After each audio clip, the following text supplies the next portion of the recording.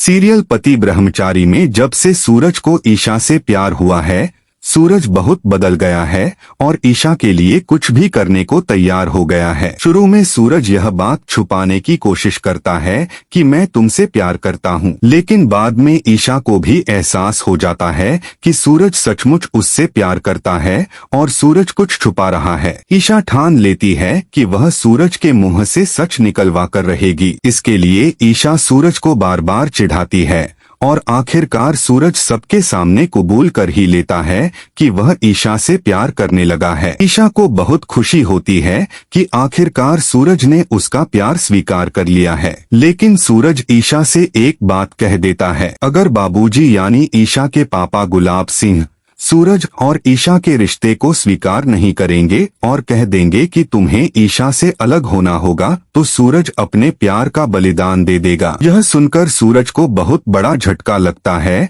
और सूरज के लिए यह सोचकर दर्द होता है कि वे लोग उसके और ईशा के रिश्ते को कभी नहीं अपनाएंगे और शायद गुलाब सिंह इतना बड़ा कदम उठा सकते हैं कि उसकी जान तक को खतरा हो। इसलिए ईशा समझ जाती है कि अब गुलाब सिंह कभी भी उनके रिश्ते को अपनाने वाले नहीं हैं और वे सूरज को नुकसान पहुंचा सकते हैं अगर उन्हें सच पता चल गया कि सूरज ईशा से प्यार करता है। इसलिए ईशा जल्द से जल्द गुलाब सिंह का असली चेहरा सूरज के सामने लाना चाहती है, क्योंकि ईशा ने तो सूरज का दिल जीत लिया है। लेकिन अब वह सूरज को यह एहसास दिलाना चाहती है कि गुलाब सिंह असल में अच्छा इंसान नहीं बल्कि घटिया और अपने फायदे वाला आदमी है जिसने कई लोगों की जिंदगी बर्बाद की है। ईशा चाहती है कि जब सूरज यह सच जान ले तो वह समझे कि जिसके लिए वह अपने प्यार का बलिदान देने को तैयार है वह व्यक्ति भरोसे के लायक नहीं है। इसलिए ईशा अपने पापा के खिलाफ सबूत इकट्ठा करना शुरू कर देती है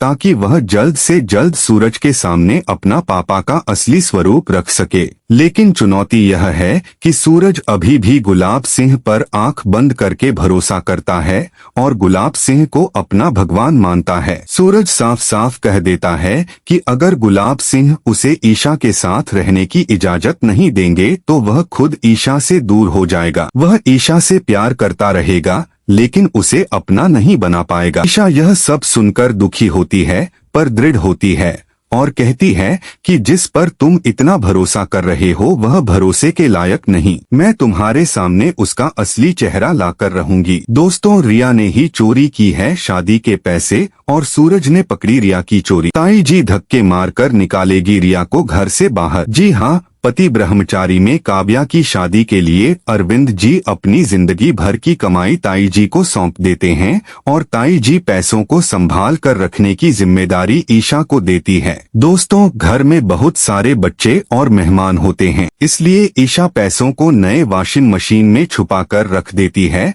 ताकि किसी की नजर में ना आए। लेकिन रिया छिपकर ईशा को पैसे रखते देख लेती है और फिर क्या था, रिया वह पैसे चुरा लेती है ताकि किसी भी तरह आरव और काव्या की शादी रुक जाए। दोस्तों, ईशा जब पैसे लेने के लिए वॉशिंग मशीन में देखती है तब वहाँ पैसे नहीं होते। ईशा रोती हुई सूरज के पास जाती है और उससे बोलती है, मैंने पैसे संभाल कर रखे थे लेकिन वहाँ से पैसे गायब है। इस घर की सारी मुसीबतें मेरी वजह से आती हैं। अच्छा होगा कि मैं अब यह घर छोड़कर चली जाऊं। सूरज उसे समझाता है और बोलता है ईशा जी, आपको कहीं जाने की जरूरत नहीं है, आप फिक्र मत करिए, पैसे मिल जाएंगे। सूरज को सबसे पहले रिया पर शक होता है क्योंकि उसके अलावा घर में कोई नहीं है जिसे इस शादी से दिक्कत है। सूरज चुपचाप रिया के कमरे में जाता है और तलाशी शुरू कर देता है और उसे पैसे रिया की अलमारी में कपड़ों के नीचे मिल जाता है। वही ताई जी पैसे गायब होने की वजह से ईशा को काफी भला बुरा बोल रही होती है, पर उसी वक्त वहाँ सूरज आ जाएगा